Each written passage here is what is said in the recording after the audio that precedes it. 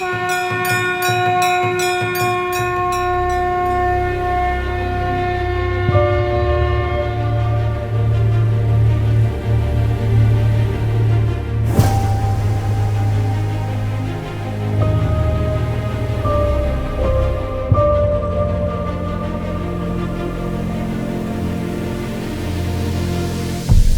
आपको ये पूरे विश्वास के साथ कह सकता हूँ कि पूरी दुनिया में लगने वाले 4 कुंभों में प्रयागराज में विद्या कुंभ का एक ऐसा अनूठा प्रयोग किया गया है कि ये वर्तमान के साथ साथ भविष्य में एक अनुस्मरणीय प्रयोग के रूप में जाना जाएगा। महाकुंभ मेला भारत का सबसे बड़ा धार्मिक और सांस्कृतिक आयोजन है, जिसमें लाखों श्रद्धालु, साधु संत और पर्यटक एकत्र होते हैं। इस मेले की तैयारियों में विभिन्न क्षेत्रों से आए श्रमिक कार्य करते हैं और उनके साथ उनके बच्चे भी मेले में रहते हैं, जिसके कारण उनकी शिक्षा बाधित होती है। लड़कियों के शिक्षा के लिए कार्यरत एजुकेट गर्ल्स संस्था और बेसिक शिक्षा विभाग ने महाकुंभ मेले के भव्य आयोजन के बीच श्रमिक परिवारों के बच्चों को शिक्षा और कौशल विकास के अवसर प्रदान करने हेतु विद्या कुंभ पहल शुरू की, जिसमें कुंभ मेला क्षेत्र में एक विशेष प्राथमिक विद्यालय की स्थापना की गई। इस स्कूल को पूरे देश में एक मॉडल के तौर पर देखा गया।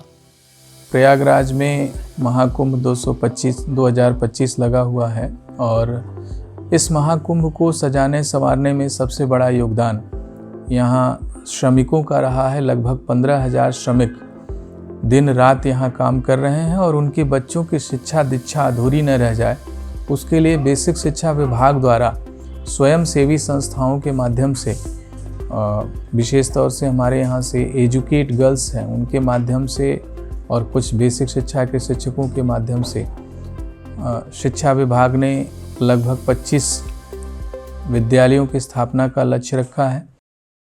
मुझे बहुत हर्ष होता है ये बताते हुए कि एजुकेट गर्ल्स ने महाकुंभ में अपनी भागीदारी सुनिश्चित करी और यह न सिर्फ एक धार्मिक सम्मेलन रहा, बल्कि हमने ये पूरा प्रयास किया शिक्षा विभाग के साथ मिलकर कि ये बच्चों के लिए भी एक अविस्मरणीय मेला रहे। इस वर्ष जब हमें बेसिक शिक्षा विभाग ने हमारे साथ अप्रोच किया तो हमने ये ज़रूर निश्चित किया था कि हमारा एक सपना है कि एक भी बच्चा छोटा संकल्प हमारा टूटा, उसी सपने के पीछे हम भारत के हर उस बच्चे तक अपनी पहुंच बनाना चाहते थे जो विद्यालय से वंचित है। एजुकेट गर्ल्स संस्था के माध्यम से हमको बच्चों को स्टेशनरी उपलब्ध कराने में सहायता मिली है। बहुत सारे प्रिंट रिच मटेरियल मिले, बेसिक शिक्षा विभाग द्वारा भी उपलब्ध कराए गए प्रिंट रिच मटेरियल के साथ हम लोगों ने काम किया है। और जहां अन्य विद्यालय ठंडी में बंद चल रहे थे, यहाँ के बच्चे बहुत ही अच्छे ढंग से यहाँ शिक्षा प्राप्त कर रहे हैं। बेसिक शिक्षा विभाग की योजना है कि चूँकि ये घुमंतु बच्चे हैं तो हम उनको 45 दिन चलने वाला महाकुंभ का पर्व होगा, उसमें हम उनको कक्षावार उनकी आयु के हिसाब से वर्गीकृत कर रहे हैं। विशेष रूप से तैयार की गई संघनित सामग्री के माध्यम से हम उनके शिक्षा दीक्षा की व्यवस्था कर रहे हैं। विभाग की योजना ये है कि इन सभी बच्चों को ये 45 दिन की अवधि के बाद इनको एक सर्टिफिकेट दे दिया जाए।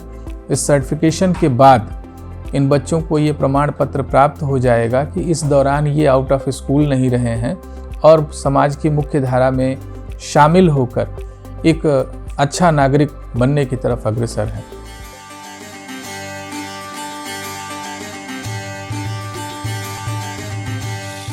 इस विद्या कुंभ से जो हम शिक्षा व्यवस्था यहाँ पे मैनेज कर रहे हैं, उससे एक जो परिवर्तन दिख रहा है श्रमिकों में कि वो जब काम करने जा रहे हैं तो उनके बच्चे जो पहले यहाँ पे खेलते थे, कूदते थे या गलत संगत में पढ़ते थे, वो अब विद्या अध्ययन में अपना ध्यान लगा रहे हैं और कोई गलत संगत में उन प्रभाव उनके ऊपर नहीं पड़ रहा है।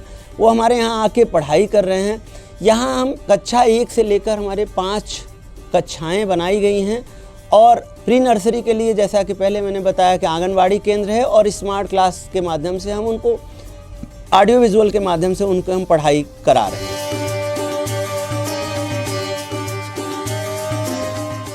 तो यह अवसर हमारे लिए बहुत ही सुनहरा अवसर था इसमें हमने शिक्षा विभाग के साथ मिलके टेम्पररी स्कूल्स का सेटअप किया, अस्थायी विद्यालय ये थे।